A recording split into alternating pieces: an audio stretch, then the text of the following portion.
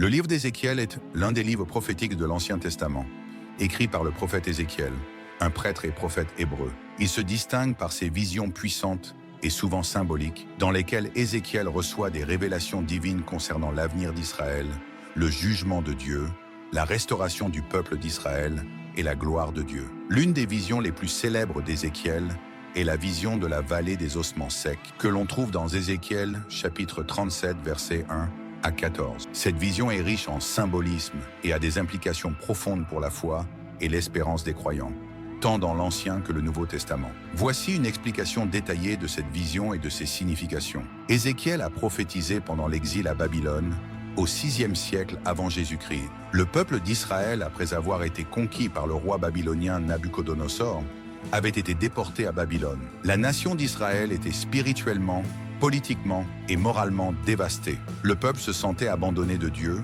sans espoir, et même sa terre promise semblait perdue. Dans ce contexte de désespoir, Dieu donne à Ézéchiel cette vision pour lui montrer que, même dans la situation la plus désespérée, il y a un espoir de résurrection, de restauration et de rédemption. Cette vision est aussi une promesse de la restauration future du peuple d'Israël, qui, malgré son exil et sa déchéance, sera un jour ramené à la vie par l'action puissante de Dieu. La vision commence par Ézéchiel, qui est transporté par l'Esprit de Dieu dans une vallée pleine d'ossements secs. Ces ossements sont un symbole de la condition spirituelle du peuple d'Israël à ce moment-là, très sec, un état de mort et de désespoir total. Ensuite, Dieu pose une question décisive à Ézéchiel. « Fils de l'homme, ces ossements peuvent-ils revivre ?» Ézéchiel répond que seul Dieu sait la réponse. Ce dialogue souligne l'impossibilité apparente de la situation et prépare la scène pour le miracle que Dieu va accomplir. Dieu ordonne à Ézéchiel de prophétiser sur ces ossements, en leur annonçant la parole de vie. « Ossements secs, écoutez la parole de l'Éternel. » Dieu promet de faire venir des tendons, de la chair et de la peau sur ces os, et de leur insuffler le souffle de vie, l'esprit. C'est une promesse de restauration totale. Non seulement la chair et la forme seront restaurées, mais la vie sera donnée par l'esprit.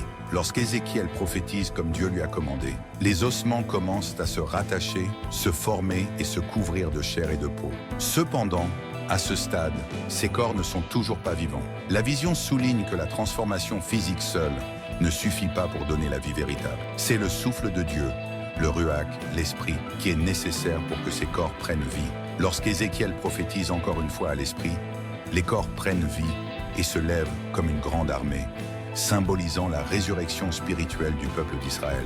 Dieu explique ensuite à Ézéchiel que cette vision représente la maison d'Israël, un peuple qui se sentait désespéré, comme s'il était déjà mort.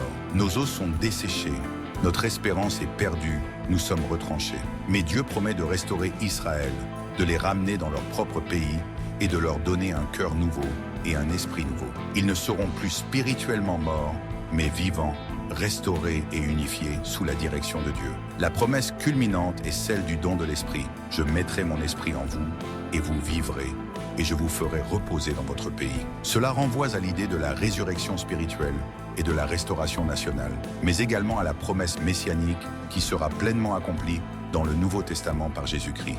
Que signifie cette vision et quel symbole peut-on en retenir? En premier lieu, on peut en retenir un message de restauration. La vision des ossements secs est avant tout un message d'espoir et de restauration pour Israël. Bien que le peuple soit déporté et perdu, Dieu promet une restauration complète, à la fois spirituelle et physique. Ce n'est pas seulement un retour en terre d'Israël, mais un renouvellement spirituel profond. Tout comme les ossements morts peuvent être réanimés par la parole et l'Esprit de Dieu, les âmes perdues et mortes dans le péché peuvent être renouvelées par la puissance du Saint-Esprit. Dans le Nouveau Testament, cette vision préfigure la résurrection spirituelle possible en Christ. Le christianisme enseigne que la foi en Jésus-Christ donne la vie à ceux qui étaient morts spirituellement à cause du péché, comme dans Éphésiens chapitre 2, verset 1. Vous étiez morts dans vos offenses et vos péchés, mais Dieu vous a vivifiés avec le Christ. Cette vision met en évidence également la puissance du rôle de la parole et de l'esprit. La vision montre que la parole de Dieu,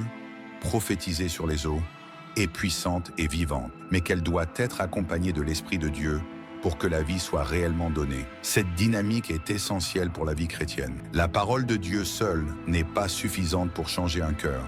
L'Esprit de Dieu doit insuffler la vie. Cette vision donne aussi l'espoir de l'avènement d'un Messie l'espérance messianique. Pour les Juifs, cette vision est un espoir de restauration après l'exil, mais elle trouve un accomplissement plus complet dans le Christ, qui par sa mort et sa résurrection, apporte la rédemption non seulement à Israël, mais à tous les peuples. Jésus est celui qui, par l'Esprit, réveille les morts spirituellement. Comme il le dit dans Jean, chapitre 5, verset 25. « Vraiment, je vous le dis, l'heure vient, et elle est déjà venue, où les morts entendront la voix du Fils de Dieu, et ceux qui l'entendent vivront. » En conclusion, la vision des ossements secs dans le livre d'Ézéchiel est une image puissante de la capacité de Dieu à restaurer ce qui semble irrémédiablement perdu. Elle parle de la restauration d'Israël, mais aussi de la restauration spirituelle de tous ceux qui sont morts dans leurs péchés. C'est un appel à l'espérance et à la foi en la puissance de Dieu pour ramener à la vie ce qui est mort par la parole et l'esprit. Cette vision trouve son écho dans la vie chrétienne. Seulement par la parole de Dieu